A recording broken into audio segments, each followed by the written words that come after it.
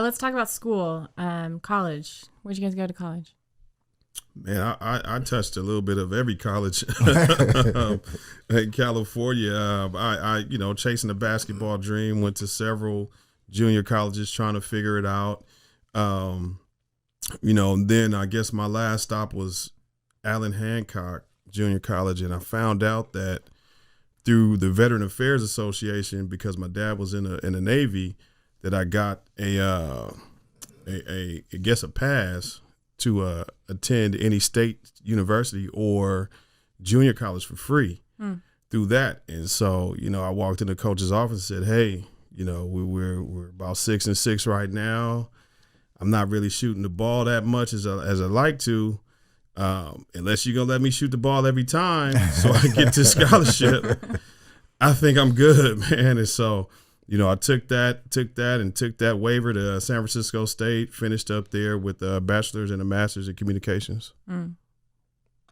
That's great. Yeah. That's awesome. He's my role model. Man. Yeah. A master's in communications. You should be running this podcast instead of me. I got lucky, man. I ran into a professor in junior college. I didn't have a major picked, and he said, you should think about speech. I said, well, hey, this guy's black. He seems cool. I think I can get an A in his class. So I took the class. Took the class, got the A. He said, what are you going to, major in? I said, communications, I guess. And so, no math involved? No math involved. I said, all right. I'm with that, man. That's how I got my major too. Yeah. English and theater. Yeah. And I was like, I don't have to take math. No math I'll do involved, it. baby. Let's do it. So, from there, I, went on to state and had some great mentors there and some people who actually advocated for me to get my master's. And so that was that. That's beautiful, right? Because there's a lot of people, you can take it in different directions, right? Some people, they just get, maybe a year or two in college and they just keep moving in their direction, right? Let's start businesses. Let's go work for somebody or whatever. And then there's other people that have different avenues. Like not every, some people go into trades, right? And then some people just continue on to those other degrees. And, maybe you can put them to use, or maybe you lost a couple years. You'll figure it out. But the key is to understand that this is still, you're still at a young age, right? Alyssa still goes to school. I just applied for my master's. So. Congratulations. Yeah. Well, I'm not in yet, but You'll get in. I'm working on it. We're going to speak it into existence. Don't worry about it. Yes, I appreciate it. Tell us about school for you, Alana. Man, school for me is tough because I have to explain it to you guys, but I can't explain what I do. And so I'm going to give you just the cold, hard truth. I only went to school to play basketball. That was my focus.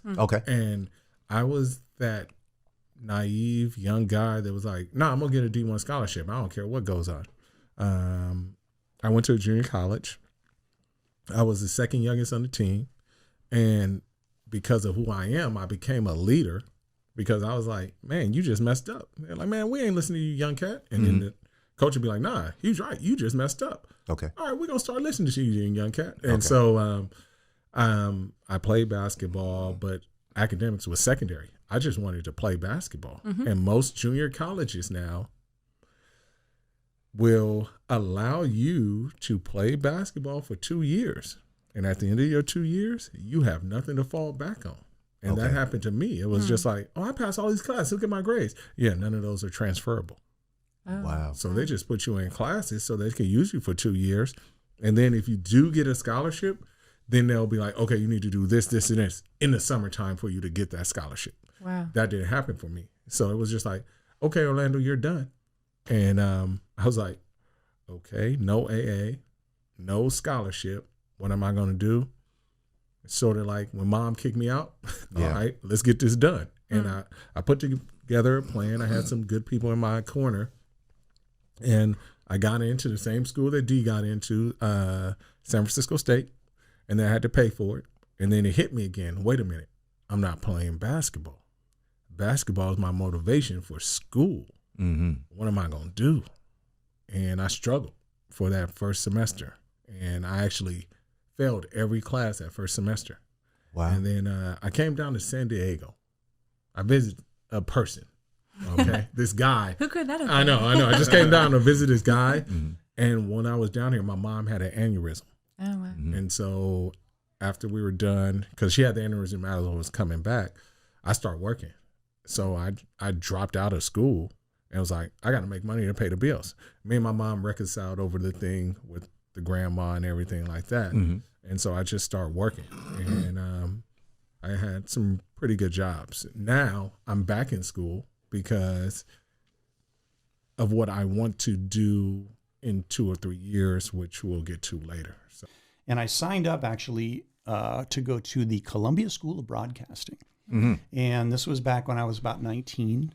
And so it was, shortly out of high school. And before that, actually, my first career path was going to be being a nurse. And I actually took courses for it. I was accepted at Mesa College, everything up until the point where they said, okay, now you go to buy the books and buy the uniforms. And I was, I didn't have any money. My parents hadn't saved money for education. I didn't want to take out loans. I didn't know how that worked. So I just went, all right, well, I'll just keep working in restaurants for a while, but maybe I'll try, this Columbia School of Broadcasting thing, see if I can get a job. I thought that was the way you get into radio. Yeah. Alyssa's an English teacher. We talk about communications, right? My English teachers hated me in high school. Right? You think they did, but you probably had a perspective that they're like trying to wrap their head around. I'm pretty sure they hated me. You in a class clown? Yes. Okay. Yeah. Okay. Well, at least you admit it now. I did. I actually, at one point in time, I was in a private school, a Christian school. My mom worked at the school, and I remember it got so bad where they wouldn't even send me to the principal's office anymore. They just sent me to my mom's office, and that was way worse. I was like, no, send me to the principal's. I'll go there. That's fine. Don't send me to my mom. I went to school at the University of Illinois. Well, first I went to 3 years in Southern Illinois University in Carbondale, and then I got into vet school and was there for 4 years, Champaign-Urbana.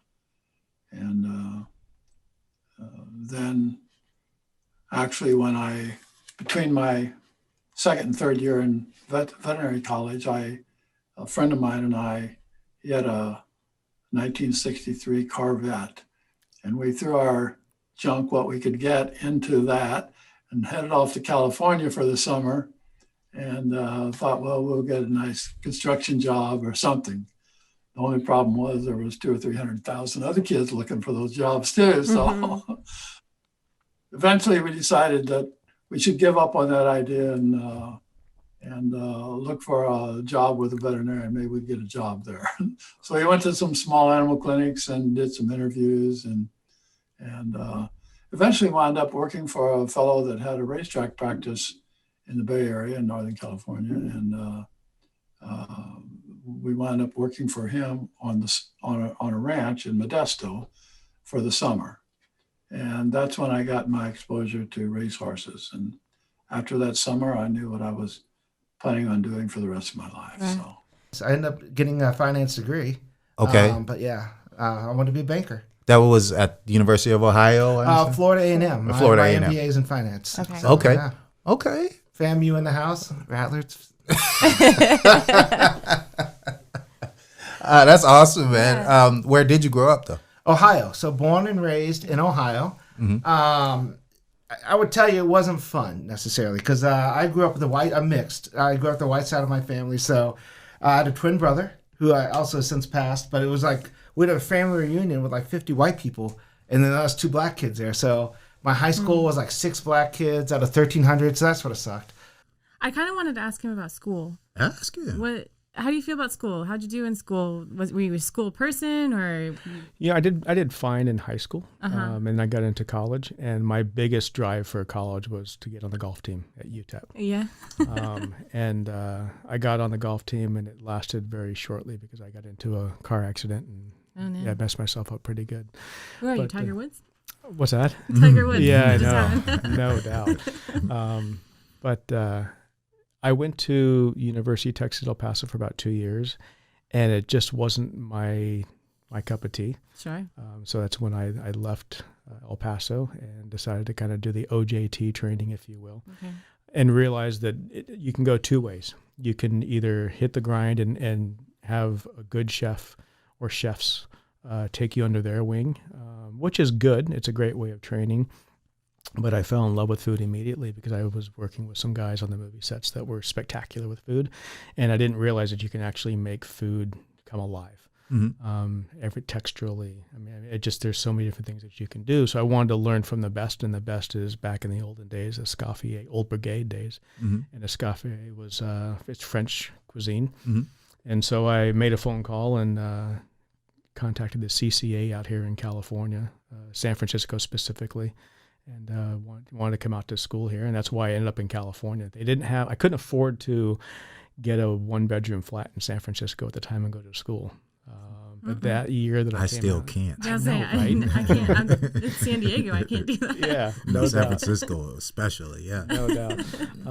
And luckily, the year I came out to San Diego, they had just opened an annex school of the CCA, and it was out in La Mesa. Then they slowly moved over to San Diego State. I don't think the school's here anymore, but it was a program. There was a 12-month program, allowed me to learn how to build a mother sauce and consommes and stocks and all that kind of fun stuff. And as I grew older, people encouraged me that, you want to get in life, get education. And that was drilled into me. My mom, my aunts, my cousins, it was get an education. But I was like everybody else. I wanted to play ball, run after the girls. But still, there was something that said, you need to do this first. Right. You need to do this first. So once I finished high school, I was lucky enough to go to Tennessee State because I didn't know any other school. Sure, the University of Tennessee was there, but it wasn't ready for me yet. Or it wasn't available to me. So I went to Tennessee State. And the competitiveness of me drove me to excel. More than anything, I wanted to be number one. I don't care what it was. Yeah, I don't care what it was. Why can't I be number one? So I was the same way when I did my studies. I wanted to be number one. It was tough. I did that and I worked because I wanted to be self-supporting. Once we graduated from El Cajon middle school, we went to Bakersfield High School. And so that was essentially 40 miles away, and had to catch the bus early in the morning. And so wait, you didn't move? No. So you guys took the bus 40 miles each way? Exactly. There was no high school where we lived. Wow. And I remember my brother and I both played sports. We played football and baseball. And so there was no sports bus either. And so so guess what? Mom and Dad got to come in 100 miles essentially round trip every day for us to play sports. Yeah. And so when my wife and I had our son, I was starting to be able to put into perspective what my parents had done for me. Sure. I mean, driving 40 miles in there, or they would give us bus money to take the Greyhound bus home and then hope that the bus driver would drop us off close to our house. Close enough, yeah. That we could walk home. Yeah. And of course that was 7, 8 o'clock at night. Okay. Hadn't started my homework, hadn't even had dinner, and I'm getting home from football practice or baseball practice. So that was a little bit different than most folks going to high school. Cal State, did you go for business? Yeah. So school was man, that was a while. It took about 10 years. I started in 2009. Okay. I went to Palomar first. But it took so much time for me, at least, because I wanted to work. I wanted to help put the business on its feet.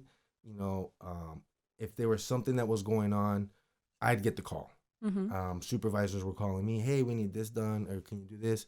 So at times I was leaving class, like, whatever, it's college. I didn't know. I mean, when I got the first taste of you can get up and leave class whenever you wanted to, I got up and left class when I wanted to. Yeah. But it affected me for a while because it took me 10 years. Failed a couple classes because of that. So it was, I guess, a trial and error type of thing. But yeah, I went to Palomar for a few years. Got into Cal State San Marcos with a business entrepreneurship. Okay. Graduated in 2018, December of 2018. But I didn't do my walk till 2019.